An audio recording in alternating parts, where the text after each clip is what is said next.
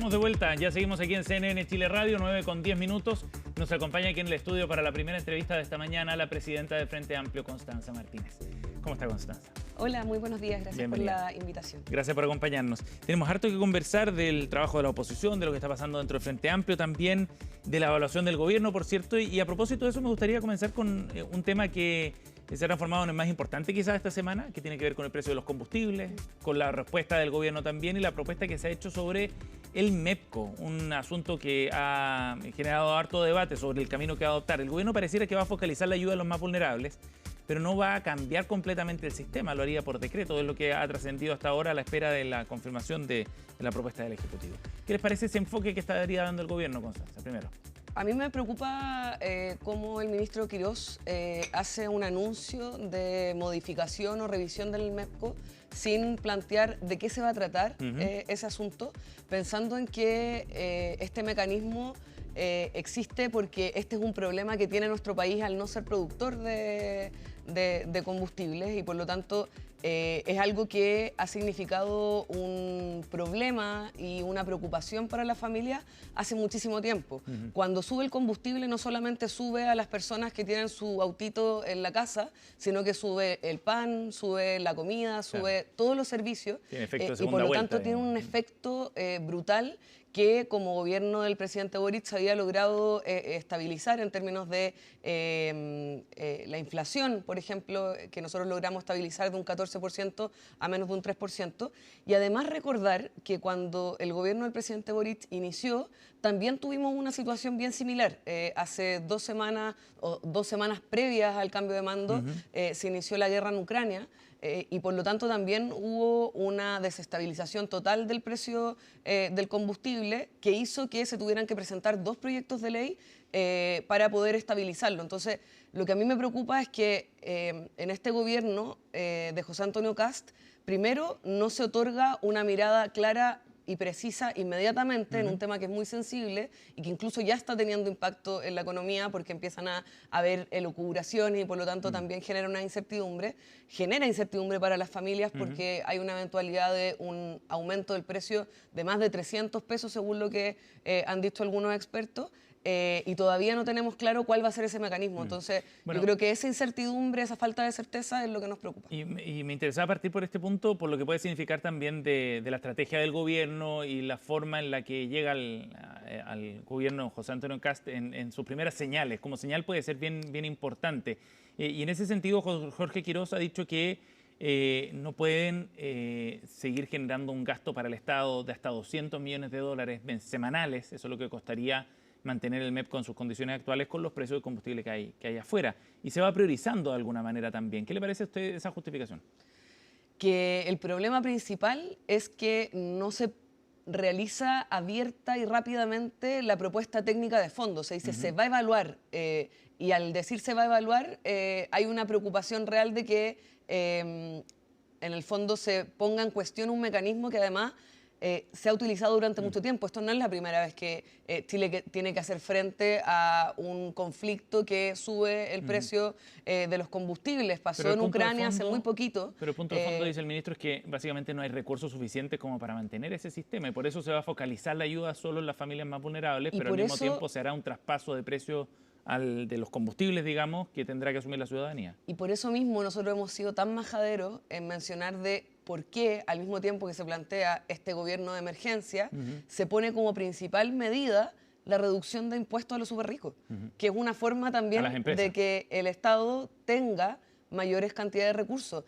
Acá, todos los, en general, no estoy hablando de mi sector, sino incluso Ignacio Briones durante esta semana criticaba esta medida, mencionando que no hay evidencia que señale que una rebaja de los impuestos a las grandes empresas vaya a tener un efecto en el crecimiento ni y sobre todo en la recaudación. Entonces hay una preocupación de que se plantea por un lado una emergencia que tienen que sostener en general la clase media porque se plantea el fin a la gratuidad en unos aspectos, que hay que revisar la gratuidad, se pone en el fondo un foco ahí, se empieza a hablar sobre la jornada laboral y sobre este mecanismo que yo creo que evidentemente vamos a estar disponibles a revisarlo si es que eso implica un problema. El problema es que no nos dicen cómo lo van a hacer, plantean de que lo van a hiperfocalizar, cuando lo cierto es que los precios del combustible impactan en las familias más pobres, incluso en el precio del pan, no solamente en el vehículo. ¿Y qué habría que hacer respecto a este tema, por ejemplo, de los combustibles, entendiendo esos efectos sociales que puede tener y la forma tan directa en la que las familias sienten ese impacto? ¿Cómo sostener ese MEPCO cuando no hay recursos? Creo que el ministro, por lo menos. Es que por eso también hay una discusión respecto a los recursos. Primero, los recursos se consiguen con impuestos. Si el ministro dice no hay plata y al mismo tiempo rebaja impuestos, pero esa rebaja no está vigente todavía, digamos. No, pero es la propuesta que está diciendo. Está diciendo no hay dinero y además por eso vamos a rebajar para aumentar. Hay una discrepancia en la propuesta. Eso es lo que nosotros estamos planteando. Acá se establece una idea de un gobierno de emergencia que en los datos concretos no es tal, porque se ha logrado estabilizar la inflación, se ha logrado retomar la senda del crecimiento por sobre los estándares que se había planteado, se logró reducir en un 54% los ingresos irregulares en nuestro país, se logró estabilizar un aumento sostenido de los homicidios y por lo tanto al mismo tiempo, junto con esa idea de que hay un gobierno de emergencia, el gobierno lo que está proponiendo de fondo es reducirle los impuestos a los superricos. Entonces, ¿cuál es el objetivo de ese relato de emergencia, Constanza? Ahora que ya poder llegó reducir los impuestos a los superricos. Eso es lo que, y poder liberalizar de alguna forma varias de los puntos que nosotros habíamos logrado establecer como sociedad, no como gobierno, sino en un trabajo que es largo y que es del país en varios aspectos. Primero, la gratuidad. Yo creo que el plantear esta duda o esta idea de que la gente no paga porque tiene muchos recursos y no quiere pagar, los datos que daba el ministro Quirós, entiendo, durante estos días en que decía que iban a perseguir a las personas que ganaban más de 5 millones de pesos y no habían pagado el CAE, sin duda que tienen que pagar, pero eso representa el 0,3% de los deudores del CAE.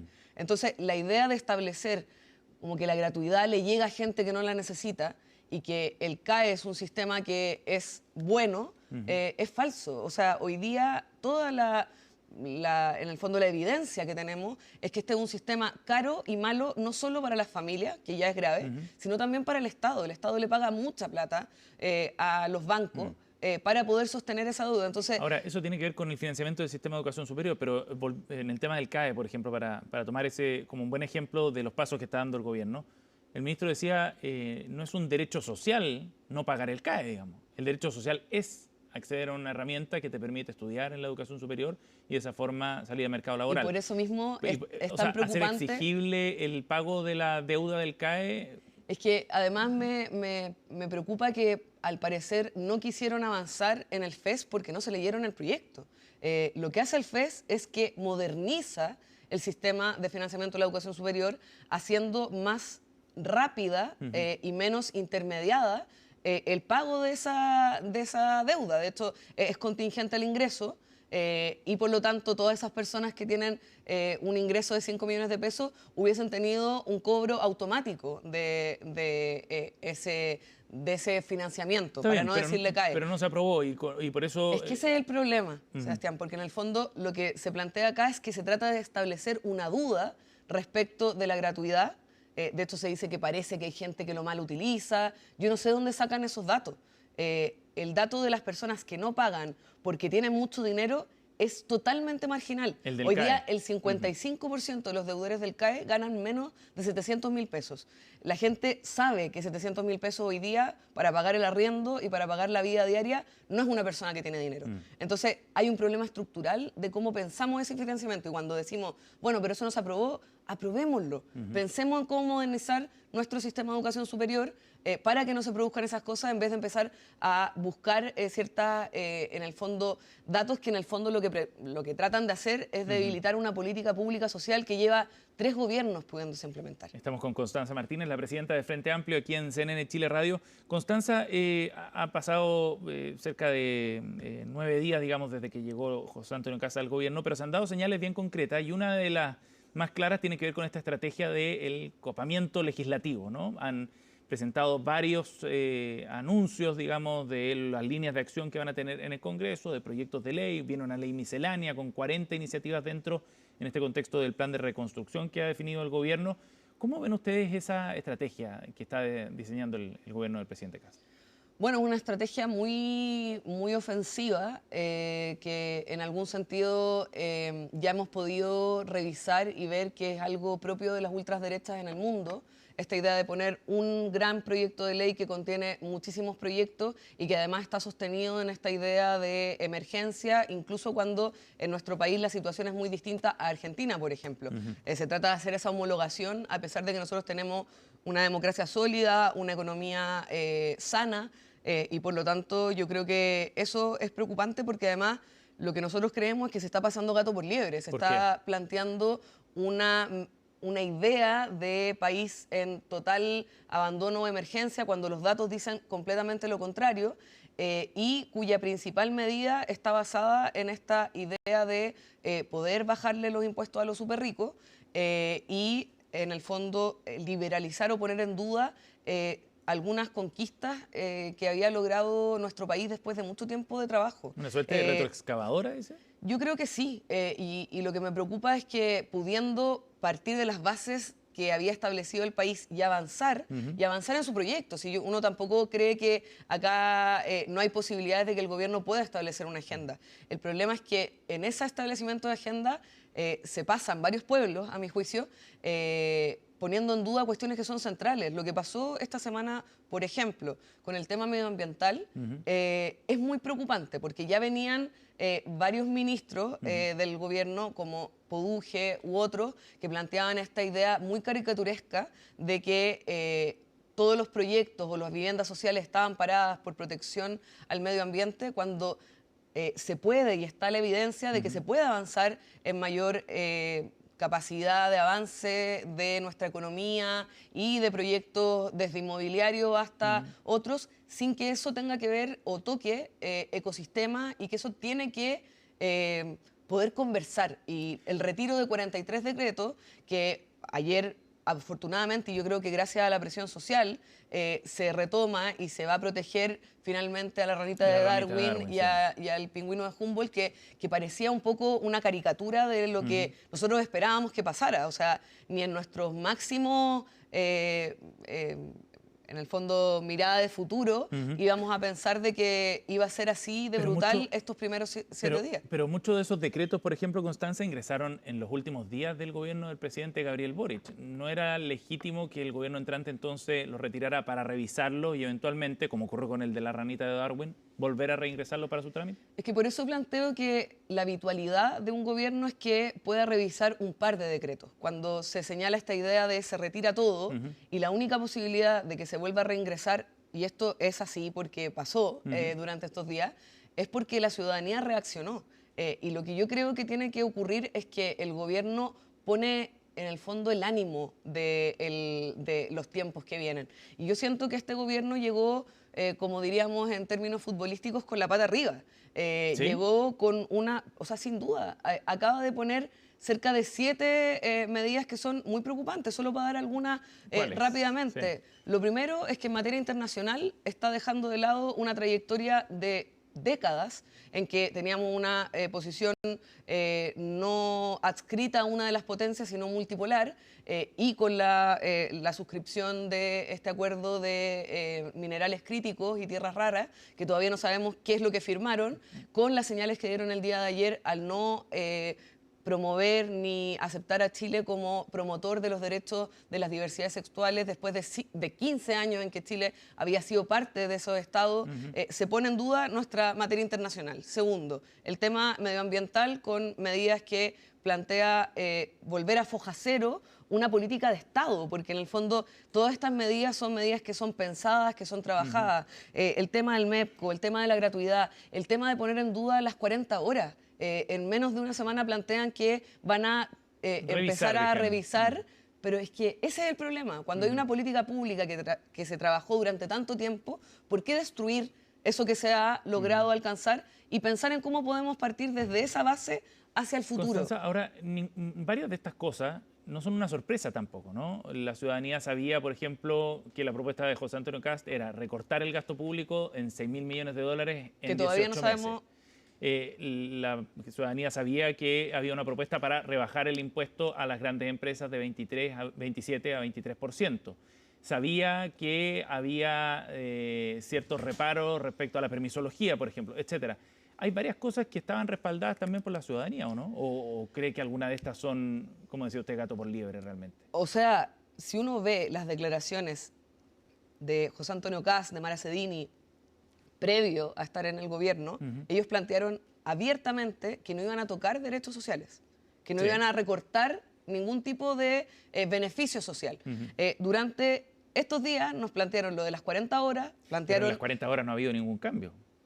Perdón, pero cuando uno plantea de que va a revisar una política pública, pero si se presentó un proyecto de ley que va a discutirse en el Congreso, son las propuestas con las que viene el propio gobierno. ¿Qué proyecto se presentó? Disculpe. No, estoy planteando de que hubo un anuncio de las 40 medidas en las que ponen en duda, por ejemplo, el retroceso del 3% de los ministerios sin decir en qué cosas los van a recortar. No es posible hacer un recorte parejo sin que eso afecte a derechos sociales, particularmente en tres carteras. No lo sabemos, ese es el tema, porque no sabemos en qué se va a recortar.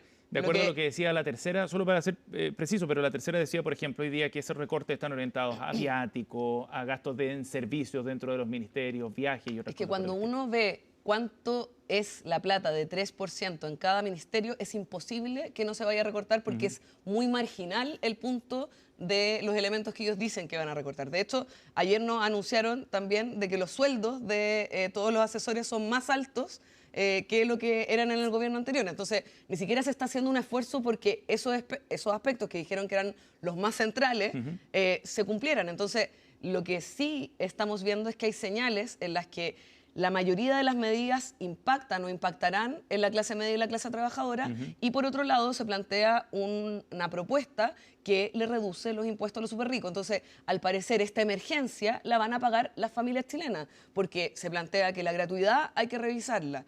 Se dijo por el ministro Quirós que había habido un aumento muy sostenido en materia de salud, que si uno busca los datos no es así. Y uno podría estar todo el tiempo discutiendo si su dato o mi dato es el más importante. Lo que yo espero es que el gobierno nos diga con claridad que no va a recortar en derechos sociales ni garantías sociales. ¿Hay un engaño, pero lo que han planteado, a su juicio? No, a mi juicio hay falta de información, hay incertidumbre y hay una disposición a que el gran esfuerzo que se le pide a la gente sea en la gente y no en las personas que tienen más. Y eso a mí me preocupa porque si hay un problema de plata del Estado, eso es buscar formas de que se pueda recaudar más, se pueda recaudar mejor y que elementos como la colusión o la fuga de dinero tengan una respuesta. El día de ayer le pidió la renuncia el gobierno al superintendente de educación, que estaba persiguiendo a las personas que a través de la Universidad de San Sebastián estaban pagando supersueldo a personas como Marcela Cubillos y Esquella, que es presidente de su propio partido. Y echan a la persona que estaba investigando. Entonces, falta a mí de lo que me preocupa... ¿Qué le preocupa de eso, Constanza? O sea, están persiguiendo a la persona que está haciendo la pega y están, de alguna forma, y yo espero que hoy día nos expliquen por qué, están cubriendo a una investigación que tiene como principal investigado a personas de su sector. Entonces, cuando dicen, formulando los cargos en ese cuando dicen que están tratando de utilizar lo mejor posible los recursos en educación superior vienen de los impuestos, en gran medida, con la gratuidad, con el CAE, porque tenemos que pagar esas cosas. Lo mínimo es que los espacios que ocupan ese dinero ocupen esa plata en educación, no en pagar favores a ciertas personas que son de un sector político, del que sea. ¿Cuál es la señal que está dando José Antonio Kast, o el gobierno más bien, con la remoción del superintendente? Yo creo que de impunidad, que es bien parecido a lo que también plantearon con todo lo referente a los casos de los indultos. Y por eso hablo de las señales y la idea de entrar un poco con la pata arriba como si uno estuviera en un partido de fútbol, porque las señales que se dan es que al final quienes apoyaron a este gobierno, que desde el pinochetismo hasta el gran empresariado, van a tener un mejor trato que el resto de la gente que no es parte de ese sector. Yo espero, de verdad, que este sea un gobierno de todos los chilenos y chilenas, y por eso planteo que en materia internacional, en materia de derechos humanos, en materia de protección del medio ambiente, en materia de protección de los derechos de los trabajadores, desde la jornada laboral hasta los feriados, tengamos un gobierno que se preocupe de esa mayoría, más que simplemente de un sector mucho más reducido. Estamos con Constanza Martínez, presidenta de Frente Amplio aquí en CNN Chile Radio. Constanza, hablemos del trabajo entonces que viene para la oposición. Esta semana tuvieron encuentros los presidentes de partidos de la oposición para empezar a coordinar ese trabajo, sobre todo en el Congreso. Viene difícil por las negociaciones que se dieron, por ejemplo, en las comisiones, las más importantes están presididas y con mayoría incluso del actual oficialismo. ¿Cómo proyectan desde el Frente Amplio entonces ese trabajo opositor que viene? Es buena la pregunta porque creo que hay una opción en la que tratemos de buscar todo el tiempo la discusión más política del cupo, el cargo o la presencia, que yo creo que sin duda es importante porque se ganan los proyectos con mayoría y por lo tanto es muy importante construir esa mayoría. Pero al mismo tiempo tenemos que pensar el para qué uno se une.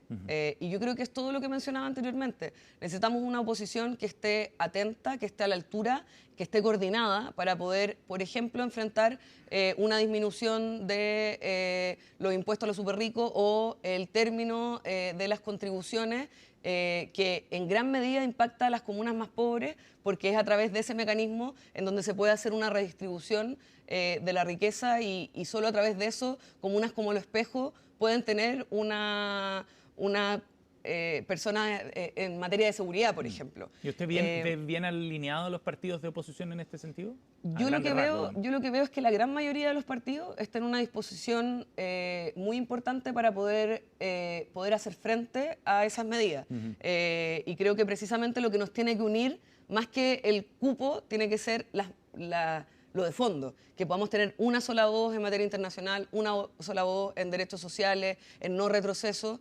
Yo vi un muy buen ánimo en la reunión, creo que hay personas que no fueron a esa instancia y que eventualmente esperamos que estén en otro momento. Y yo por eso mismo creo que la unidad no se decreta ni se desecha, sino que se trabaja para poder hacerla. Y eso requiere un esfuerzo muy importante, requiere entender que somos proyectos distintos y que probablemente vamos a tener diferencias. ¿Se imagina una sola oposición o más bien varios proyectos dentro de la oposición? Es que creo que, por ejemplo, a mí esa pregunta creo que se ha instalado mucho por quienes quieren hacer la diferencia. Es decir, yo soy una oposición distinta. Yo creo que en términos prácticos eso no tiene mucho sentido. Porque, por ejemplo, el Partido de la Gente no es un partido que ha sido ni del oficialismo del presidente Boric, ni tampoco del presidente José Antonio Kast. Es un partido que dice expresamente no ser parte de ninguno de esos dos espacios. ¿Cómo logramos que el Partido de la Gente pueda ser parte de este esfuerzo? Yo creo que no buscando decir si es que es parte o no de una oposición de 2, de 3, es una discusión que no le importa a nadie, yo diría. Le importa a la gente que quiere hacer la diferencia. Yo creo que lo que tenemos que lograr es decir, Partido de la Gente, ¿usted está a favor o en contra de indultar a 12.000 presos? ¿Usted está a favor o en contra de tener áreas protegidas y que podamos defender nuestra biodiversidad? ¿Usted está a favor o en contra de que se ponga en duda o se empiece a revisar las 40 horas? Creo que esa es la cuestión de fondo y que lo que nos tiene que hacer... ¿Similitudes? Yo creo que veo más similitudes, veo que hay una preocupación muy clara por la clase media. Por ejemplo, en el MEPCO vamos a tener, me parece, un total acuerdo en que tenemos que buscar un mecanismo de estabilización que no sea tan focalizado solo en una persona porque los impactos en el IVA, o sea, los impactos en la canasta básica, por decirlo de alguna forma, van a ser muy claros. Y por lo tanto yo ahí espero que todos quienes, incluso más, ni siquiera voy a hablar de la oposición. Esta misma semana el oficialismo tuvo posiciones distintas. Evelyn Matei salió a plantear que estaba en contra del retiro de los decretos. Sí. Ignacio Briones planteó que no está de acuerdo con la rebaja de impuestos a los superricos sin una alternativa. Diego Chalper planteó que el cuestionamiento de la gratuidad era un problema. Entonces, ni siquiera estoy hablando desde una posición hiperideológica. Estoy planteando la idea de que hay sectores, incluso dentro del oficialismo, que tienen disposición a escuchar, a conversar, que es lo que vivimos, por ejemplo, en la reforma de pensiones, donde se logró tener un diálogo muy importante con RN y con la UDI, que yo espero que se pueda mantener. Constanza Martínez, la presidenta del Frente Amplio, ha estado con nosotros esta mañana aquí en CNN Chile Radio. Gracias por haber venido al estudio, Constanza. Muy Gracias amable. por la invitación. Que esté muy bien.